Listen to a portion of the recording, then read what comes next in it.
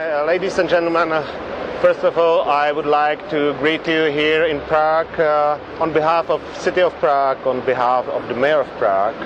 And I would like to greet you on this very place, on the corner of streets Lipova and Ječna, where Otto Fenichel spent just 3 years of his life. He was Austrian native, but he spent 3 fruitful years of his life here in this very house, and he created a cradle of Czech psychoanalysis, and he left here a real deep root. So it is a special occasion for us to have a possibility to inaugurate his memorial plaque here on this very place. I can just repeat that we are proud about his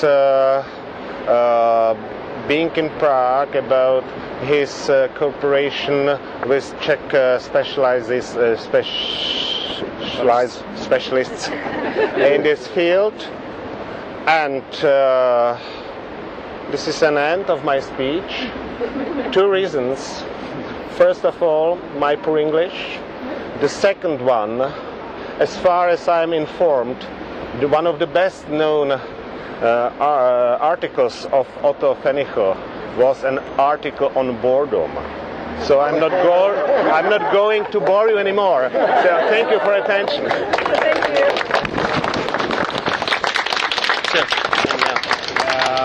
I'm supposed to pass it to you. Oh, thank you. Oh, you want me to put that in here? Yeah. Shoot. There's no. Okay, I will take it. You take. All right.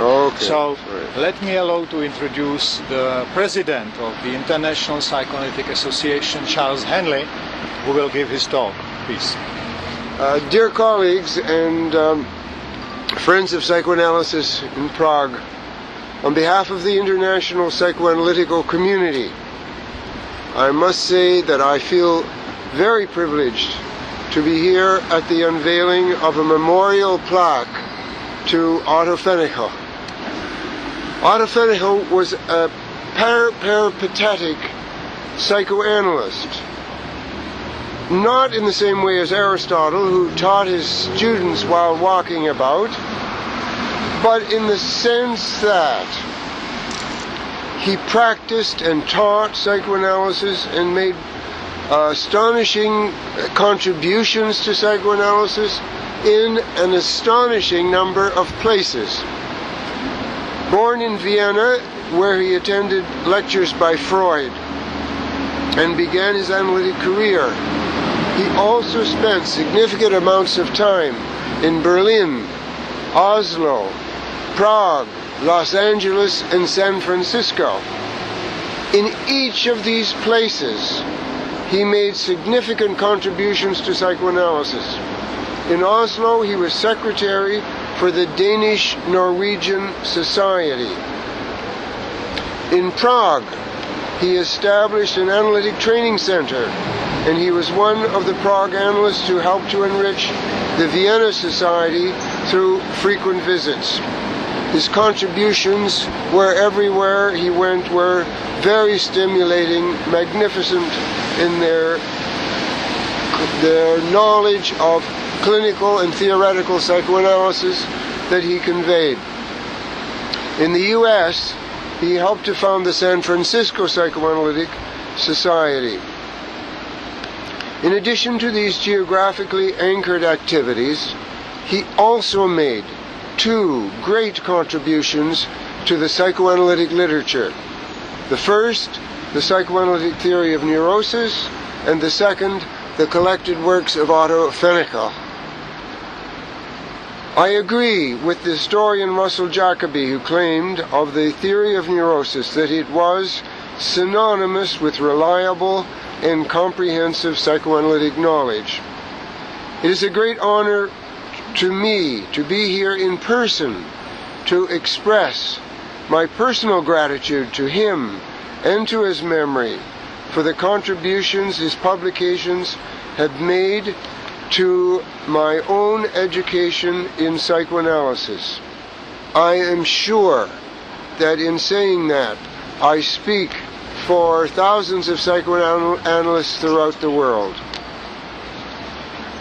This memorial in Prague is a fitting recognition of Fenichel's contribution to the psychoanalysis in Prague and in the international psychoanalytic community. Thank you. Thank you very much.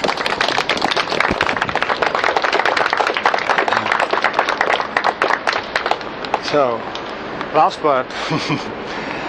Ladies and gentlemen, we gathered here to remember the exceptional man, Dr. Otto Fenichel, who lived, worked and also hosted meetings with a group of Prague psychoanalysts right in this house. After escaping Berlin, he became one of many Jewish psychoanalysts who sought refuge in Prague to avoid Nazi terror.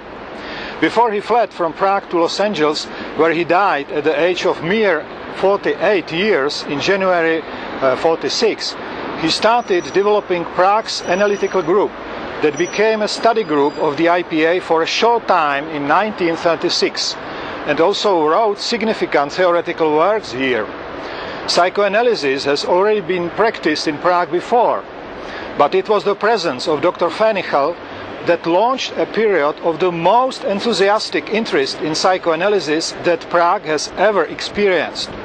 Before Fenichel moved here, German analyst Frances Dehry lived and worked in the very same apartment here, and many other immigrants used to gather here, such as Henry and Jela Löwenfeld, Annie Reich, Edith Jacobson, Elisabeth Gero-Heimann, Steffi Bornstein, Hannah Heilborn and Christine Olden. The Czechoslovak psychoanalyst Emanuel Windholz, Jan Frank, Richard Karpe or brief spouses had been paying their visits here as well. Guest teachers like Edward Bibrink, Ernst Chris, Robert Welder, Paul Federn, René Spitz, August Eichhorn or Freud's own daughter Anna Freud used to come here to this house from Vienna to hold lectures and seminars. Back then, this house was a real harbor of Prague's pre-war psychoanalysis of the Denk collective of men and women who breathed for the field of knowledge.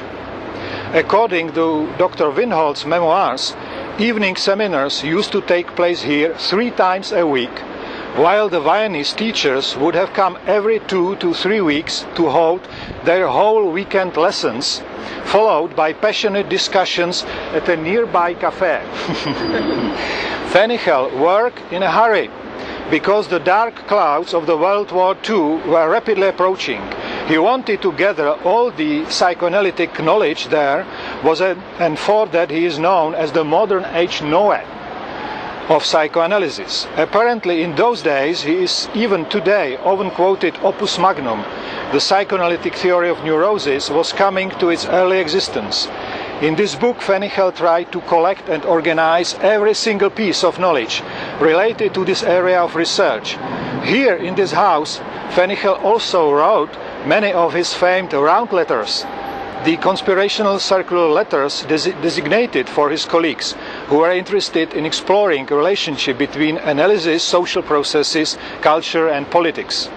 Fenichel was the epitome of the widely educated intellectual with a strong social conscience and ambitions to reform the society also politically. For instance, I will skip it because it's too long. He was also a romantic, leftist visionary